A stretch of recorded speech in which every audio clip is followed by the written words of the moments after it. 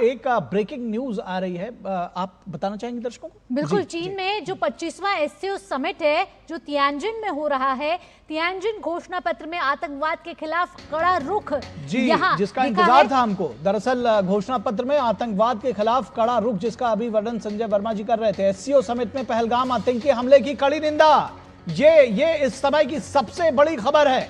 SCO summit में पहलगाम हमले की कड़ी निंदा, मृतकों और घायलों के प्रति सहानुभूति और संवेदना।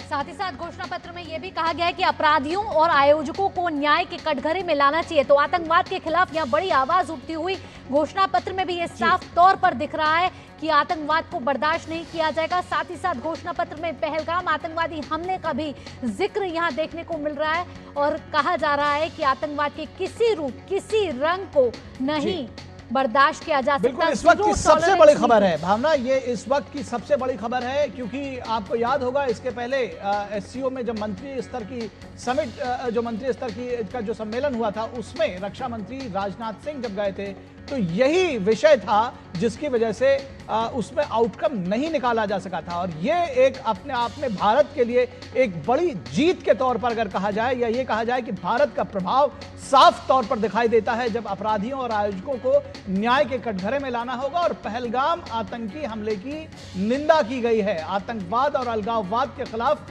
प्रतिबद्धता जताई गई है और पहलगाम आतंकी हमले की निंदा की गई है। ये बहुत बड़ा टेक अवे भारत के लिए है। हमारे साथ में खास मेहमान भी जुड़े हुए हैं, वो इसका आकलन और बेहतर तरीके से करेंगे, हम उनसे भी उनका रुख जानेंगे। लेकिन आतंकवाद के खिलाफ दुनिया भारत के साथ खड़ी है और प्रधानमंत्री नरेंद्र मोदी ने जिस तरह से एससीओ समिट पर अपना प्रभाव छोड़ा है, मैं सीधे तौर पर अगर कहूं बिना किसी लाग लपेट के तो गलत नहीं होगा, क्योंकि इससे पहले एससीओ समिट में जब रक्षा मंत्री गए हुए थे उस दौरान तक का ये जो सारा जो विषय था वो पहलगाम आतंकी हमले को ही उल्लेख करने का था, जिसका उल्लेख नहीं किया गया था। और इस बार घोषणा पत्र में आतंकवाद के खिलाफ कड़ा रुख अपनाया गया है। बड़ा बदलाव आया है एससीओ की इस समिट के घोषणा पत्र में। बिल्कुल, कहा जाए अंग्रेजी में words are turning into actions. Nikhil, सिर्फ शब्दों का इस्तेमाल नहीं हो रहा, जुमलेबाजी नहीं हो रही, यहाँ घोषणा पत्र में ये साफ नजर आ रहा है भारत का वर्चस्व, भारत का नेतृत्व और भारत की आवाज को यहाँ सुना जा रहा है।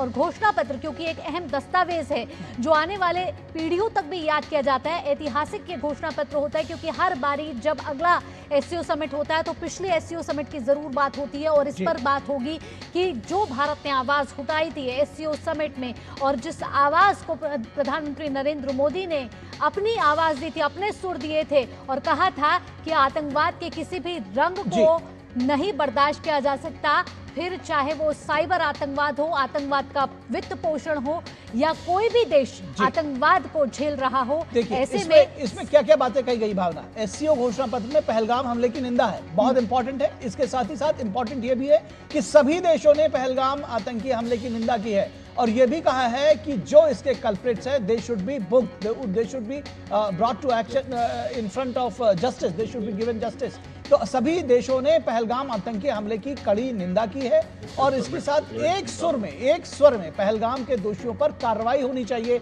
ये कहता है एससीओ का घोषणा पत्र।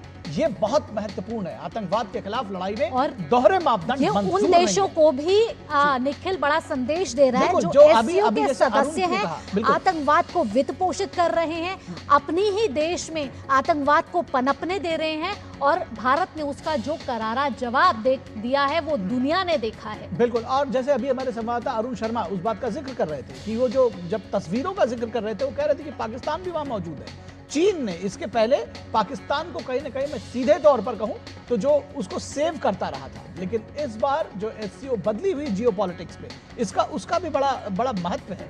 किस तरह से इसका महत्व है, क्या इसके मायने हैं, ये हम अपने जो हमारे खास मेहमान हैं उनसे भी इसको जानने की कोशिश करेंगे। तो हमने देखा था कि प्रधानमंत्री नरेंद्र मोदी ने एससीओ के संबोधन में पहलगाम का जिक्र किया था, कहा था कि आतंकवाद पर दोहरा पैमाना मंजूर नहीं है और आतंकवाद को लेकर उन्होंने और भी कई बड़ी बातें कही थी। 11 मिनट के इस संक्षिप्त भाषण में प्रधानमंत्री ने आतंकवाद को 9 बार दोहराया था, कहा था कि आतंकवाद के किसी भी रूप को बर्दाश्त नहीं किया जा सकता और अब वो घोषणा पत्र में भी दिखता हुआ साफ तौर पर नजर आ रहा है जहां आतंकवाद का इस्तेमाल किया गया। और एससीओ का कहीं ना कहीं मुख्य उद्देश्य टेररिज्म और काउंटर आतंकवाद, टेररिज्म अतिवाद से लड़ना, बिल्कुल ठीक कहा आपने। और दरअसल इस संगठन की शुरुआत ही इसीलिए हुई थी। और ऐसे में ये जो जैसे अभी हमारे एक गेस्ट प्रोफेसर द्विवेदी ने कहा था कि जब हम बहुपक्ष को नहीं सुनते हैं और अपनी अपनी बातें उसमें करने लगते हैं, द्विपक्षीय चीजें देखने लगते हैं या अपने हित साधने लगते हैं, तो कोई संगठन जो बहुपक्षीय संगठन है वो अपने उद्देश्य खो देता है। दरअसल ये होता हुआ दिख रहा था, लेकिन एक बार फिर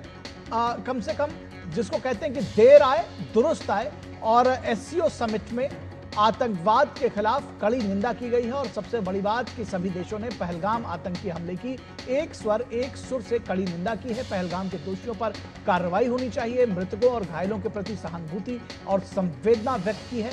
ये इस वक्त की सबसे बड़ी खबर है। बिल्कुल, और कहीं ना कहीं अपराधियों और आयोजकों को न्याय के कटघरे बड़ा लगाना होगा। संदेश ये उन देशों को जो ये कह रहे थे कि वो अपने आतंकवादी संगठनों को अपने देश में पनपने देंगे, और उनको भी जो देश उन आतंकवादी संगठनों को जो पनपने दे रहा है देश, उनका साथ दे रहे थे। तो यहाँ से बड़ा संदेश ये जाता हुआ उन देशों को भी कि उनके खिलाफ कड़ी कार्रवाई की जाएगी जो आतंकवाद का समर्थन करते हैं, जो अपने देश में आतंकवादियों को पनपने देते हैं, साथ ही साथ वित्त पोषित भी करते हैं। जी।